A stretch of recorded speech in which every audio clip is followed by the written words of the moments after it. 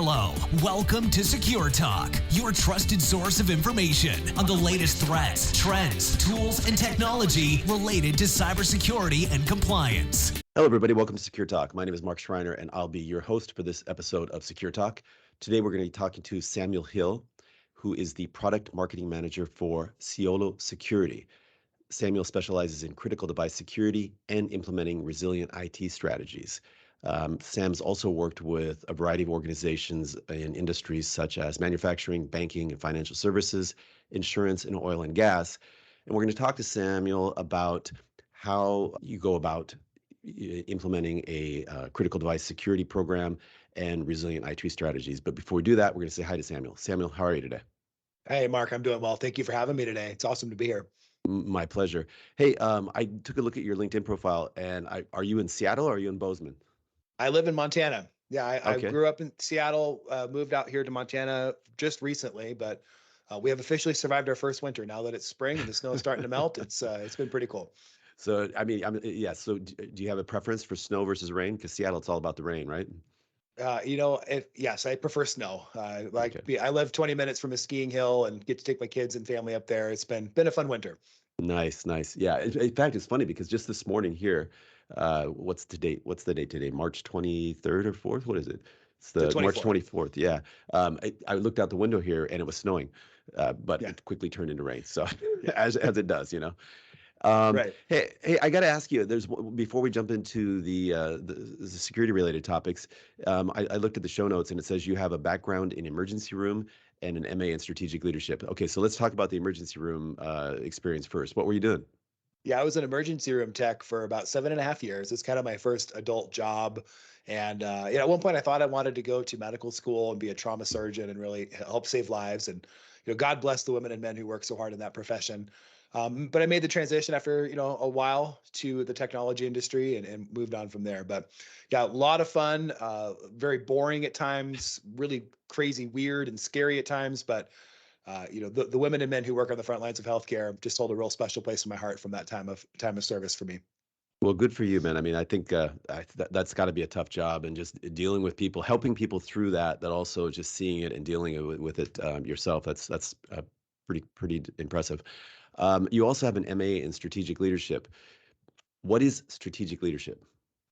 Strategic leadership is I would define it as the ability to kind of step above the fray and kind of look at where are we going and where should we be going and have that wider lens view. And then diving back down into the fray and actually getting to work with the teams and the people that are making that happen. So it kind of is a multidisciplinary approach in the leadership space. You're combining things around servant leadership and coaching and all sorts of different strategic things that go on to it. But it was a fascinating field of study, and I actually got to be a part of a cohort with people from all over the world in a wide variety of disciplines, from former doctors to people who are in deposit insurance companies or the deposit insurance commissions of their country, and really wide variety of folks. And so it was a fascinating learning cohort. That's excellent. Hey, does that help you in your current role at all? It does, because when you work in security, it's a problem. Like there are lots of problems, hair's on fire most of the time. And being able to step out, take a look at where we should be going, how we should get there, I found it to be really useful. And at the end of the day, it's all about people. How do you Right. work with people? How do you not just manage, but how do you be a good team player? How do you be a good example, a good leader?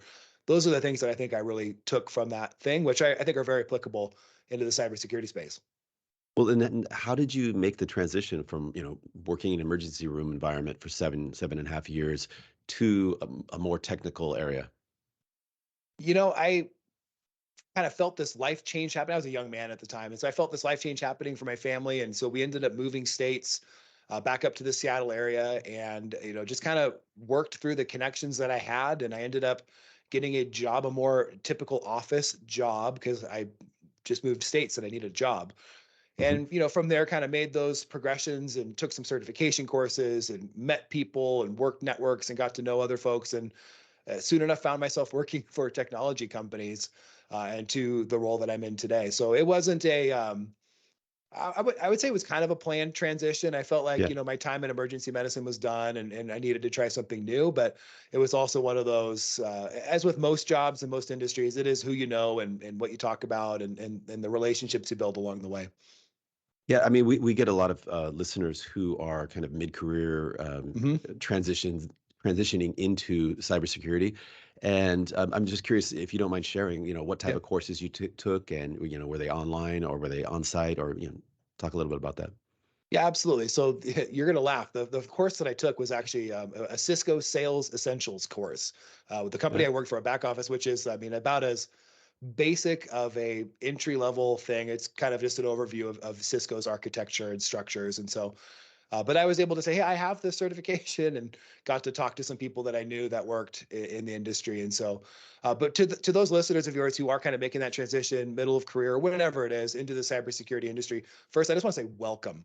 It is an absolute thrill to have you here from whatever background you come at. In fact, I wrote about this recently in a blog that I did was we have such a talent gap and a shortage in this Hmm. industry. And I think trying to solve it in typical ways of, well, let's just find more cybersecurity people to fill cybersecurity roles. Well, no, we got to look a lot wider. We need to look for folks that are coming from an incredibly diverse set of backgrounds from lots of other industries that I think would be very well suited to the cybersecurity space. And they may not understand how to operate a security operations center. You Hmm. can teach them that. You can learn that. But if you have the drive and the willingness to work hard, the curiosity to learn, the ability, the willingness to serve, those are skills that'll take you far. So welcome to the cybersecurity industry. We need you. It's great to have you. That's awesome. Yeah, just last week I spoke with Heath Adams, who is the CEO of TCM Security, that Hmm. does ethical hacking and penetration services, but he also has a very successful online learning academy for those people who want to learn about ethical hacking and penetration testing. I think he's had something like 170,000 students. Amazing. And he himself, worked as an accountant. That was his background. And one day he just said, "I don't want to do this anymore." And he transitioned, and he talks about it. He says, I don't even think a college degree, that's a nice thing to have, but in Yeah. this space, it's more about the skill set and experience, and that's what we're looking for. I also hear from a wide variety of companies that one of their most successful recruitment strategies involves looking at people who are transitioning out of the military. Um, Absolutely. yeah. So, hey, so let's get into the topic at hand. Yeah. What is critical device security? Well, so there's a lot of things that make up all of our different networks and environments. And I say the word things purposefully, right? They could be an injector pushing fluid into a bottle of Coca-Cola. They could be a network device. They could Right. be, there's all sorts of different things. I mean, one company I worked at, we had like smart lights in conference rooms that would like blink when 5 minutes were left in your meeting to kind of give you a visual cue of, instead of the people standing at the door looking in the Sure. window trying to tell you the conference room is going to be used. Get Yeah. a little, so those things are all connected and now they're all this uh, myriad of ways that unfortunately they can be hacked. Hmm. So critical device security is about how do we manage that level of risk across a wide variety of things that are really critical to our business. So for some places, and if back to my healthcare background, if the elevators stop working, the CEO knows about that, then that's a Right. critical stop. Patient care cannot happen.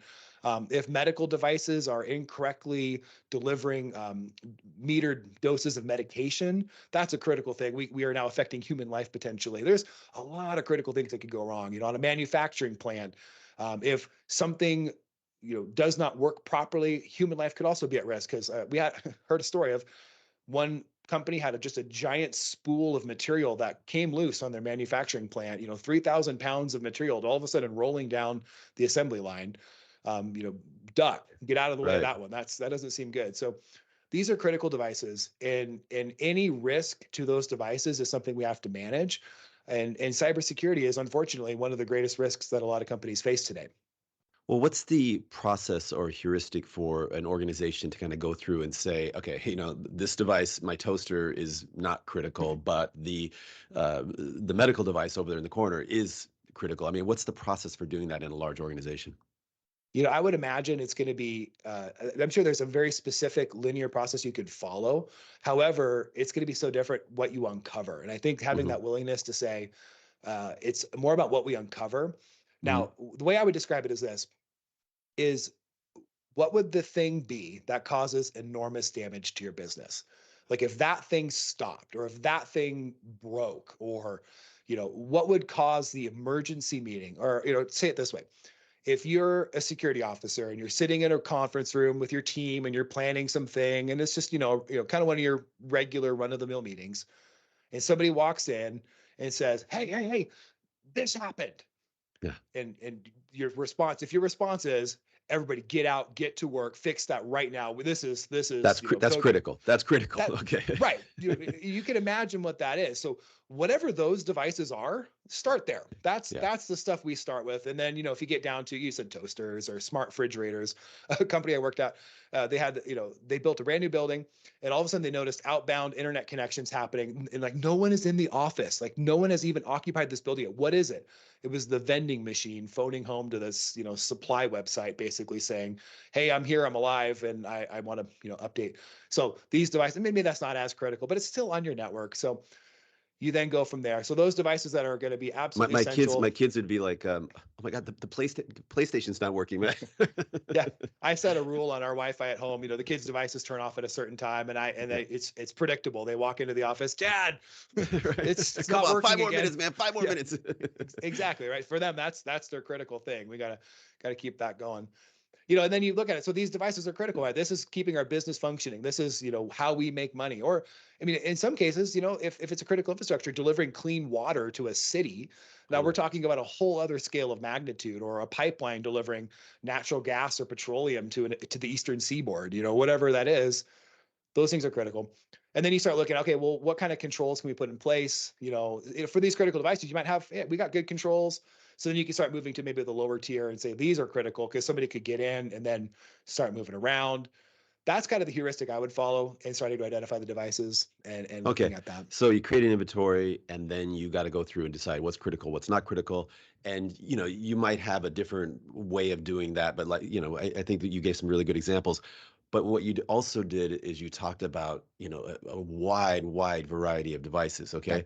So, how can you go about, deploying security for all these different types of devices? I mean, because one type of device is going to need one type of platform to secure Right. it. Something else is going to need something else. So tell me about that. Well, I think the other compounding on that, I mean, first off, it sounds so easy to say, oh yeah, just get an inventory, right? That's not easy. That's Yeah. actually really hard work. And I'm not trying to minimize the level of effort here. However, once you have that, so then you get to the point of, okay, you have all these devices and, a mentor of mine, he says, it's a mathematical proven fact that every software code has some bug or some vulnerability in it. Hmm. And so, and then relying on, can we get a patch for it? Can we update that? I mean, it's a never ending game. So the way I like to look at it is, if you can kind of close the door on the front end, or at least like get rid of the door on the front end, then a lot of the issues that are happening inside the environment, they tend to get a little bit smaller. And Hmm. so I actually heard it said the other day, it was really, you don't have to be like most secure. Yeah, you just have to be you have to be hard enough for the hackers that their level of effort required to get in is they're going to move on somewhere else. Yeah, Like they're that's looking for the low hanging fruit always. Yeah. right. Yeah. What's their fastest path to whatever their metric is. Hmm. And so if you can work to get that access controlled in a way that makes sense for your company, I think that's going to go an incredible distance towards solving some of the challenge. Awesome.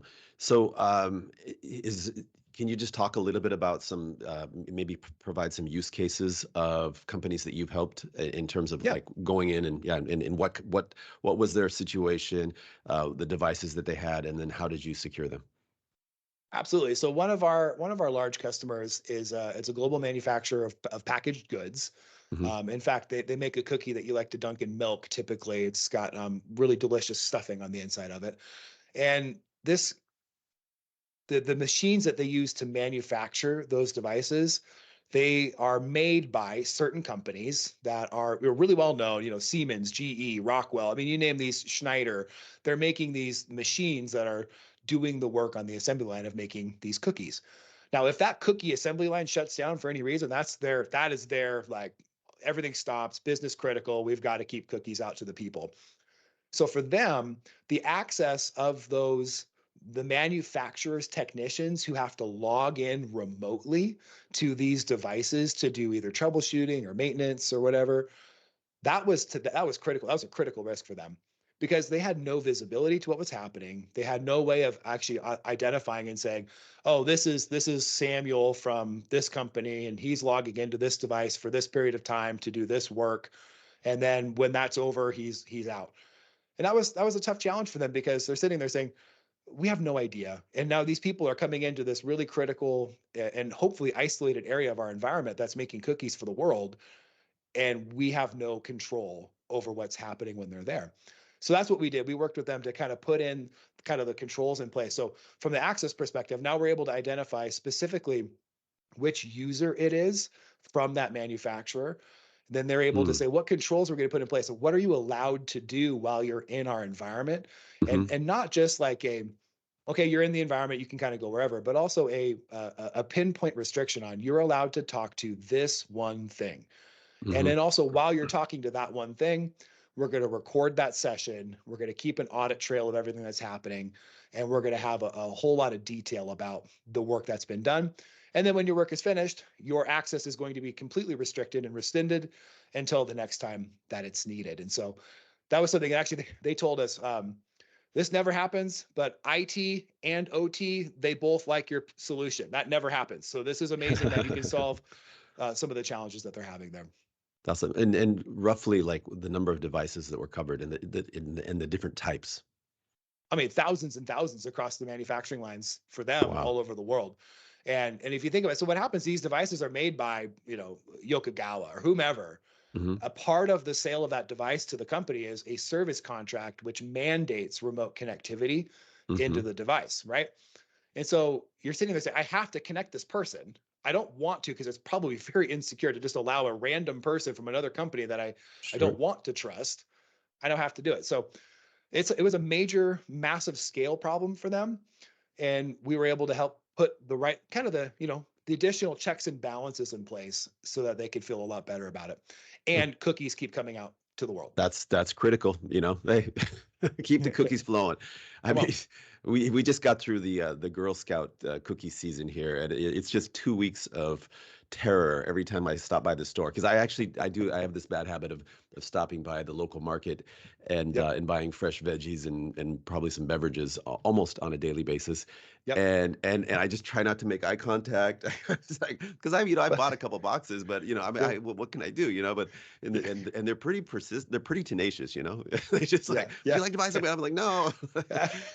Like, do you But see my cart full of fresh veggies? right, Yes, yeah. I want to, but no, I don't. Yeah. Yeah. Yeah. But hey, so I guess to be honest with you, I didn't take a look at Ciolo's website prior to this conversation, but I'm assuming that what Ciolo does or Ciolo Security does is provide this type of platform or tool that allows you to kind of monitor, allow access, and monitor activity. Maybe can you talk a little bit about that because I'd kind of like to Yeah. drill down on that a bit. Yeah. Absolutely. So what Ciolo is we provide a level of control that is needed. So we were built. Our founders are former CISO of an operational technology manufacturing company and two ethical hackers. And so they looked at some real world problems of like, I need to be able to do this. It's not clean or easy with kind of stacking a whole bunch of different things together. And so they built Ciolo to solve that challenge. And so the way we look at it is what is the highest risk that a company is facing from their access? What access is preventing a lot of risk for them? So Ciolo sits as um, I'll describe it. It's a Docker container. So it's a small software container and it sits entirely within a customer's trusted environment. And Hmm. inside of there, it only sends a connection out and says, what do you have? What connections do you have for me? So any user from anywhere in the world, whether they're a remote worker that's inside the employee pool, an external third party from one of your trusted suppliers, or somebody who's in the office, each of them will request access to an application or a specific thing. And Ciolo will be that, if you will, a trust broker, Hmm. air quotes around that. And it will do is we'll make the connection to that specific thing.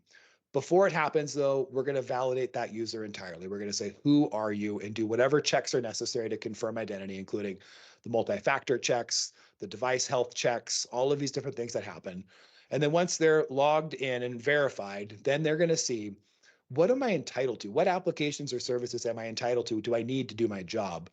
And we like to look at that as, let's build an allow list versus the really large deny list. Instead of trying to say, Okay. let's make sure we deny all of the things, let's just go through and just tick the boxes on what is allowed, which Hmm. seems a little bit easier. And then once that allow list is confirmed and the user says, oh, I'm going to click on whatever that application is that they're wanting to access, we then make that connection. And that connection is encrypted with a TLS 1.3 encryption tunnel all the way through our routing cloud, our routing engine, if you will. And when it arrives to us in the cloud in the routing engine, we never decrypt it. We don't actually open up the packet and say, what is this? We just look at a header. It says, where is it going?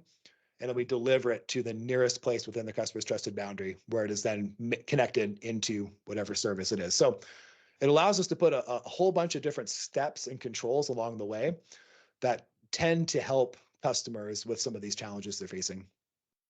It just seems to me kind of, unless there's a way to automate it, it seems overwhelming because you have different types of users, and of course you can set group policies.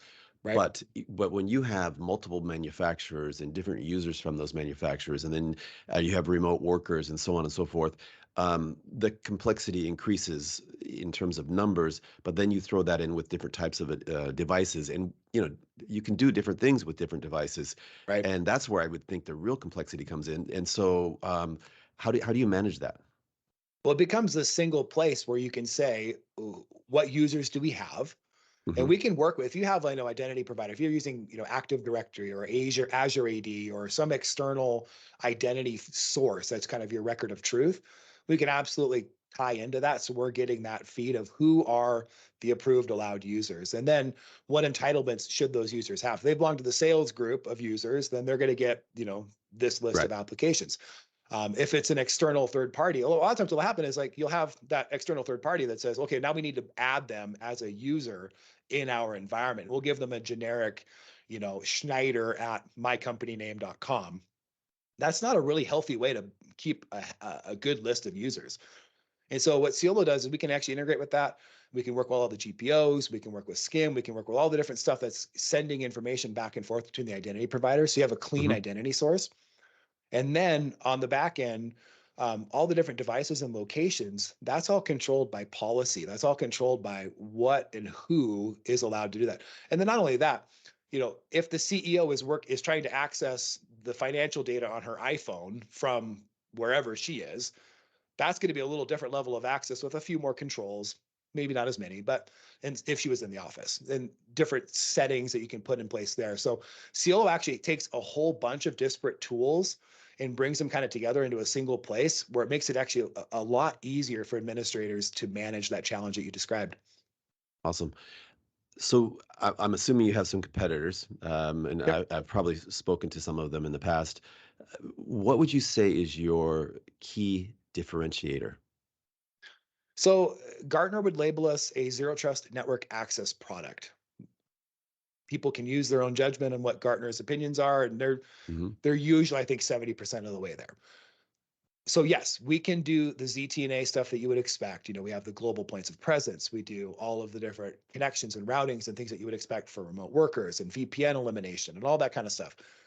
Where we would excel is, again, these fine grained levels of control. ZTNA is not necessarily going to help you with your identity provider. It's not going to help you enforce multi-factor authentication against every application. It's not going to provide a single sign-on experience, even for a critical infrastructure environment.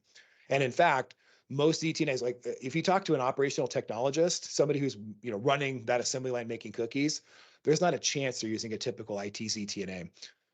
We have seen an incredible amount of success in those environments because of the way that we architect, and we don't require a cloud connection in order to do all of this work. We can run entirely offline inside of a customer's isolated environment Hmm. to make that a lot easier and a lot more secure for them. Hmm. And so those are the places that we would excel against some of the competitors that are in that space. And it's been a fun journey so far, trying to get this thing ramped up and going. And typically when we have these conversations with customers, they're like, I do have this big problem, and that Mhm. does seem like a pretty clean way to solve it. Everybody's got that problem. I mean, Yeah, it's yeah, like yeah. these and all of the other IoT and the other types of devices that you spoke about are not going away. Nope. It's only going to increase. Um, so let me ask you, when I'm assuming your sales model and your marketing model is it outbound at this Yeah, point? typically, yeah, yep, typically outbound at this point. Yep. And so and who are you typically engaging with, and how does the conversation start? You know, a lot of times we're going after security people.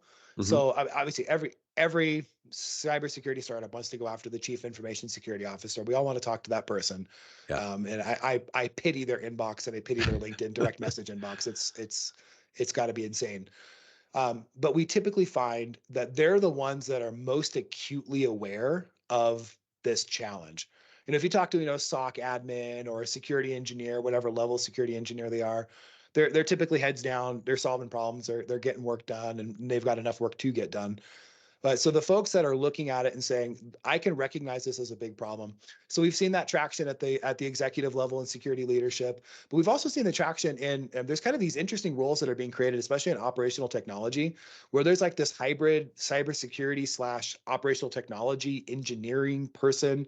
And Sure. they may come from a OT background and have learned, maybe they got their CISSP or something like that.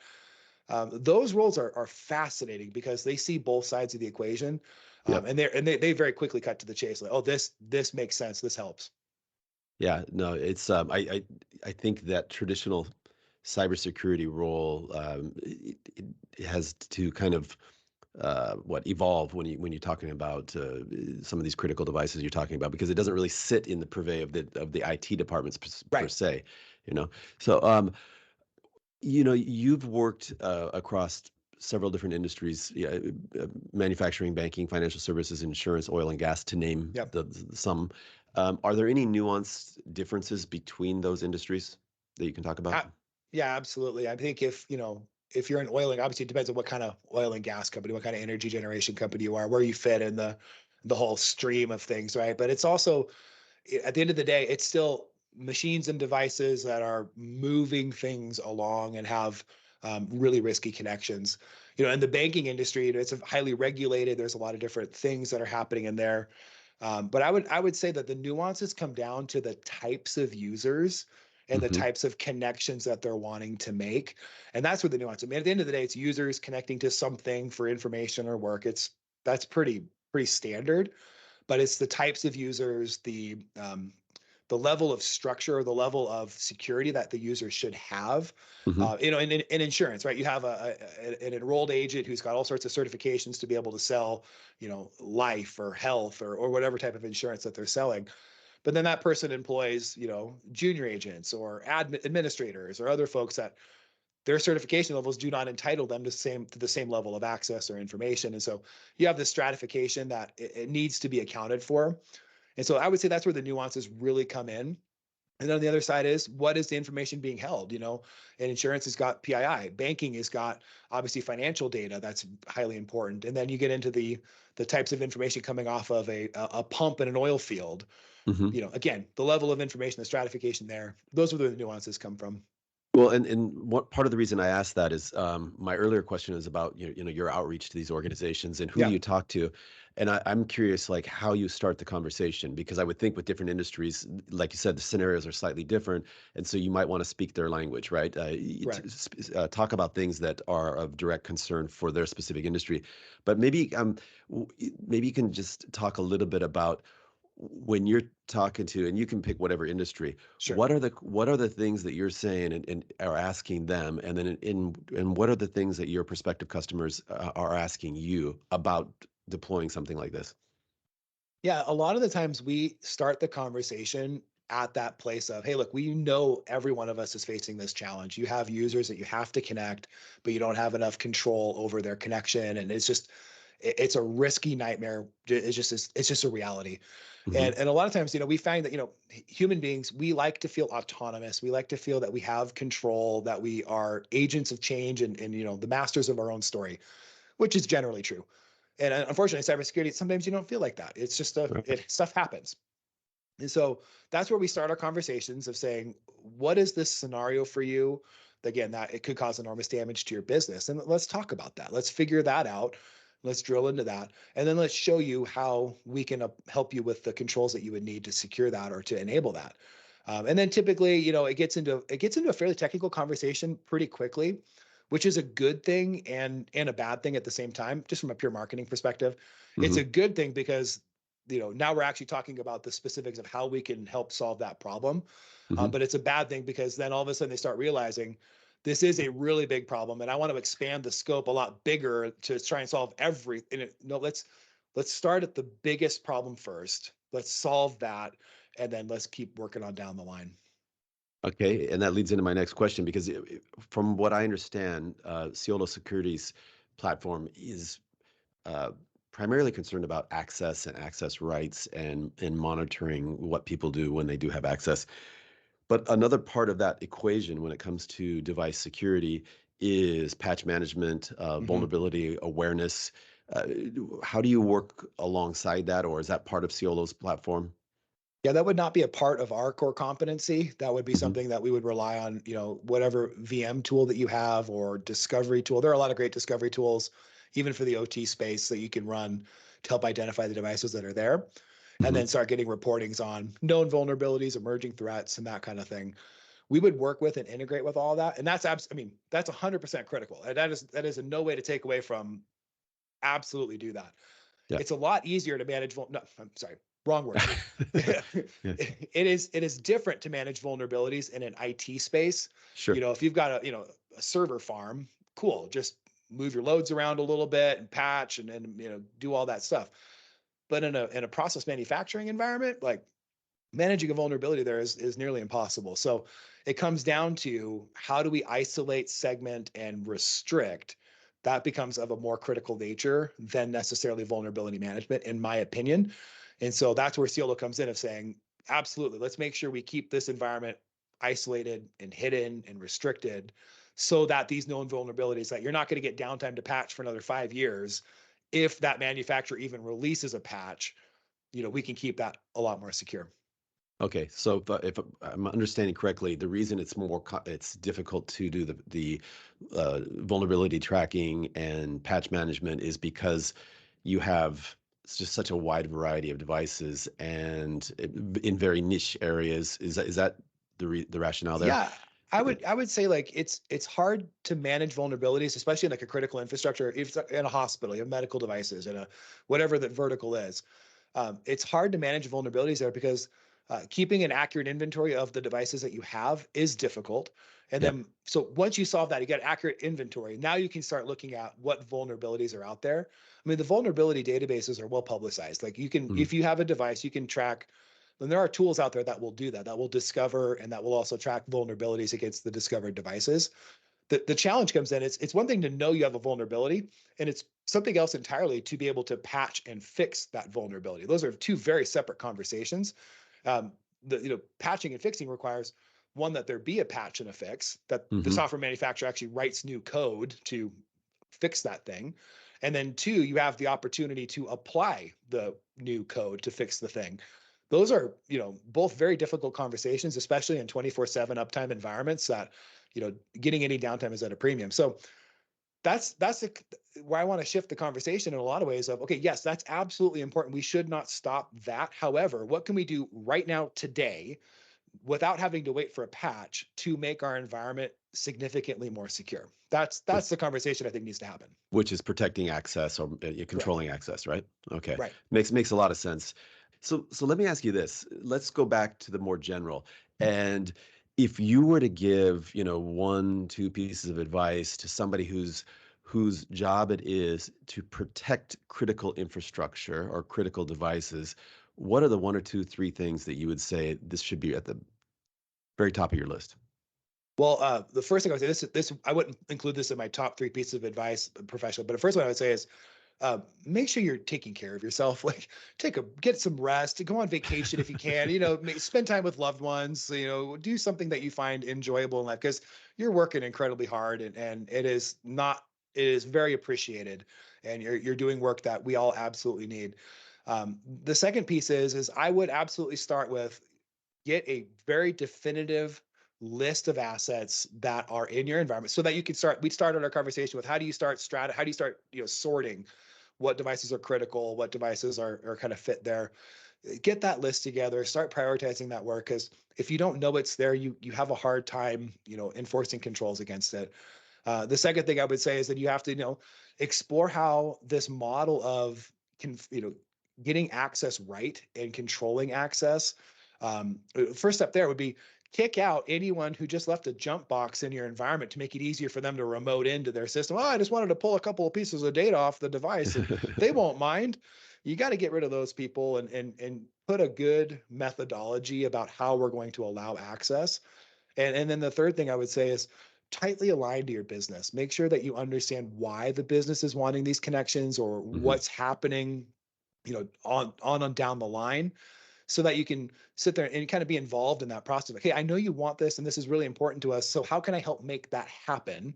Instead of oh, I can't do anything about it, or security just said no, or be an enabler of what the business is trying to do. And you'll be surprised how far that'll take you. Some great advice. Hey, let me drill down on number two a bit here. Yeah. What are some best practices that you've seen in terms of, creating some type of device inventory, and then what's the process for maintaining it? How do you do it? Can you automate it? Is this something you have to do kind of on a regular basis? But yeah, what have you seen? Yeah, so there are some great tools that are out there that can run inside the environment in a non-obtrusive way, that just kind of look at network traffic and then start seeing what data is there, and then parsing it, if you will, so that you get an accurate list of what is actually connected and communicating on my environment. And that is very, very helpful. And it's, some are more accurate than others. So use your own judgment as you start looking for those tools and stuff. But again, once you have that definitive list, then you can start doing all sorts of really good things with it, of like, which of my devices are most critical? What vulnerabilities do I know that I have? I mean, you'd be surprised the type of devices that are out there. In hospitals specifically, MRI machines will still be running a Windows 7 operating system at times. And you're sitting there Mhm. saying, how long has that been end of life? Right. You know, there are Right. plenty Right of before you vulnerabilities climb into associated. that, right before you climb into that device, and you're going to lay down there for a half hour. It's Yeah, like- all the clicking, and it's yeah. running Windows 7. It's what it is, right? Yeah. Yeah. But you gotta, that device is not going anywhere, and the business is not going to replace it probably for another 10 years. Right. That's just the way it goes. So knowing you have vulnerabilities, and then you can start making the specific plans of, what do we have to do to make sure that we mitigate these vulnerabilities. If I can patch it, absolutely do it, please do. But if I can't, now what do I have to do? What's my next best option? And typically that's isolating it, keeping it locked away, hidden, and tightly restricting any access to it. Awesome. Again, great advice. Let's jump over to the consumer side, because Yep. we all work in enterprises, and then but we also go home, and you referenced earlier that you have some controls for your kids' Yeah. games.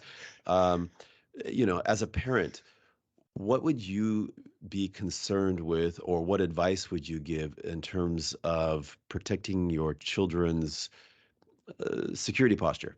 And I'm just going to leave it at that, because you could talk about devices, you could talk whatever, but what would be top of mind for you?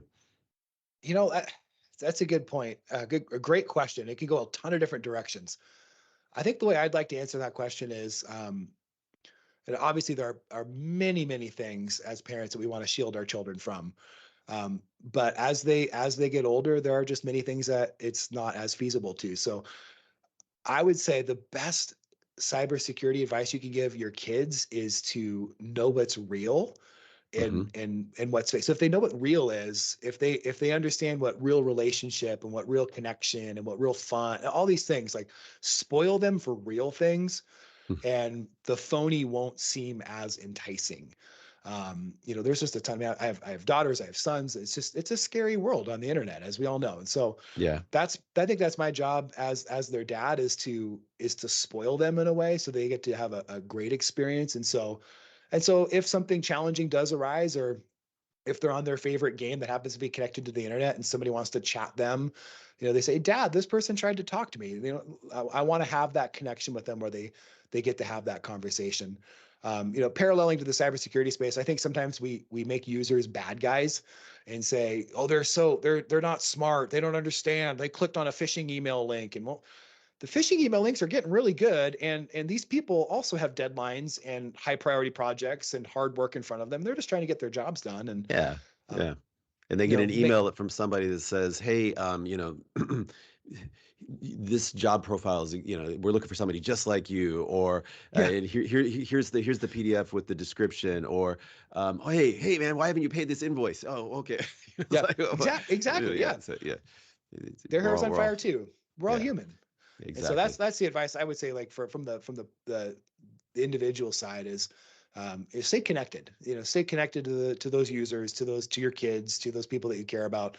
I mean, my in-laws fell for a scam where they ended up buying gift cards Oh for yeah, a scam. It yeah. happens, and they were very chagrined about the whole thing. And I think the worst was when I told them, yes, you can call me, like you can give me a call, you can ask a question, and I'm happy to help out. And they were chagrined they didn't do that. And so maintaining So that connection is I- helpful. I've only seen that happen in organizational or enterprise environment where somebody gets an email from the boss and they're typically new to the company, and they'll get an email saying, "Hey, I need you to run out and get $500 worth of gift cards from Target. Please do this ASAP." And and they've, I forget the technical term, but like spoofed the boss's email, so it's just Mhm. it appears to be from the boss, whoever the boss is, and Yeah. then they go do that and then say, okay, hey, so I need the numbers of the gift cards, and then the money just goes. Right. How does that work in a consumer environment? Well, I Like, mean, how did that happen with your? Yeah, yeah, yeah, specifically for them, they got a phone call from someone that pretended to be from the local law enforcement that said, you're past due on, I can't remember, like property taxes or some government official sounding right. issue. And you're past due on this. And in fact, we're having the sheriff, track you to come Oh my gosh. collect, adding just, the pressure onto that thing. And to be clear, that is not what our government officials do. That Yeah. is not how they operate, right? If anyone's listening, that's not what they do. And if you ever have any questions, you can absolutely reach out and double check, triple check that information. And so to the point, and I can't remember, this was the scary part, the point where they said they actually pointed out the street that they were driving on currently. So I don't know how they were getting Wow. like cell data. I don't have no idea how they were doing this. So to them, it felt very real. It felt very scary. My in-laws, they're not native technologists. And so Right. they're doing their best, and all of it felt weird and scary and new. And they ended up going, they said, well, okay, fine. If you go buy a couple of gift cards at the local pharmacy, and then that's the fastest way to get this paid. And then the sheriff won't come arrest you, kind of thing. So that's what got them. And terrifying. It's absolutely terrifying. And, unfortunately, there are people that make a living off of scamming, It's you know, yeah. I kind of just would like to catch those people sometime. It's like, yeah, but it goes back to your advice in terms of it's not just for children, it's for everybody. yeah, Know what's real, because didn't sound like a super, complex technological hack. That was pure no, social engineering, yeah. and so know what's real. And when in doubt, slow down, call somebody, ask, confirm, verify. So great advice. Hey, wrap things up here, but I looked on your LinkedIn profile again, and Yeah. it said you were in. Are you in Bozeman? I am in Bozeman. Yeah. Okay, so you know what book you got to read? Which is that? Zen and the Art of Motorcycle Maintenance. Okay. I've not read Okay, that yeah. one. So Yeah. that Robert Persig, yeah, he was. I think he was a PhD candidate from University of Chicago with the Committee of Social Thought. Moved to Bozeman, kind of went insane. Wrote this amazingly insightful book. It gets a little Wow. deep towards the end, but Yeah. but he talks a lot about Bozeman, and he's on his motorcycle on the roads around there and things like that. So Yeah. yeah, a That's little awesome. little I'm Bozeman I'm a big trivia. reader. I'm a big reader, and I love deep reads. I enjoy that very much. That's a great recommendation. Yeah, Thank it you. starts off deceptively simple. He's talking Okay. about working on motorcycles, but it's not about that at the end. It goes a lot deeper. But anyway, hey, Samuel, really enjoyed the conversation, and I'd like to wish you and the entire Cyolo Security team a great 2023. Hey, Mark, thanks for having me today. It's been a pleasure. Hello, welcome to Secure Talk, your trusted source of information on the latest threats, trends, tools, and technology related to cybersecurity and compliance.